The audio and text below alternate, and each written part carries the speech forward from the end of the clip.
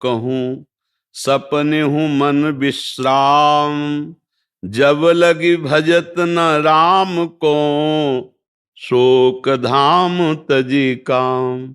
जब तक हमारा मन कामनाओं का त्याग करके निरंतर भगवदाकार नहीं होगा, तब तक प्रसन्न नहीं रह सकता।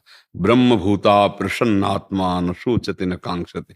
वही प्रसन्नात्मा होता है जो हर समय भगवान में अपने मन को जोड़ता रहता। सा वै मनः कृष्ण पदारविंदयो।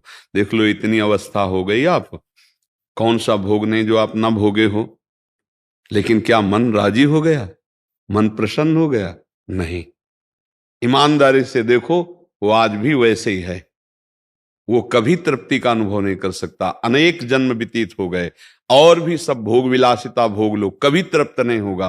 वो विश्राम पाएगा तो भगवान, क्योंकि भगवान का अंश जीव कभी प्रकृति से विश्राम प्राप्त कर ही नहीं सकता, चाहे जितना भोग ले, चाहे जितना एकत्रित कर ले, चाहे जितना बैंक बैलेंस कर ले, ये प्रसन्न नहीं हो सकता।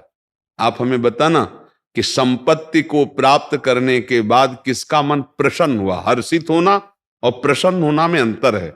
हर्षित होगे तो शोकित होना पड़ेगा, लेकिन प्रसन्नता ये द्वंद्वातीत है, भगवदाकार है। आपने प्रसन्नता शब्द का, ये केवल भगवान के चिंतन से ही होगा, ना बैंक बैलेंस से होगा, ना नाना प्रकार की भोग विलासिता से होगा।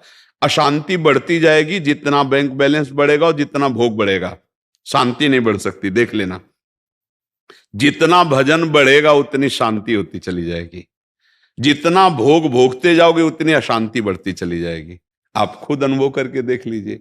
तो शांति प्राप्त करने के लिए, प्रसन्नता प्राप्त करने के लिए अपने कर्तव्य का धर्म पूर्वक पालन करते हुए नाम जप किया जाए। कोई भी गंदा आहार, गंदा पेय ना पिया जाए, नहीं तो मन थोड़ी देर के लिए बेहोश होता है उस प्रमाद स्थिति में, तो उसी को तुम आनंद मान लेते हो। अभी आनंद जाना कहाँ है?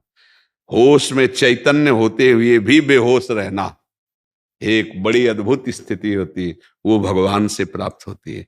आप भगवान के अंश हो, प्रकृति के अंश से आप कभी सुखी नहीं हो सकते हो। चाहे जितना प्रकृति को भोग लो, कभी मन प्रसन्न नहीं हो सकता।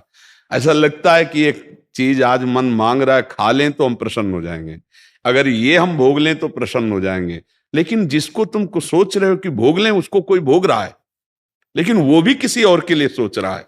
वो भी ऐसा नहीं कह सकता कि अब कछुनाथ न चाहिए मोरे, मैं प्रसन्न हूं, अब मुझे कुछ नहीं, ये नहीं कोई बोल सकता।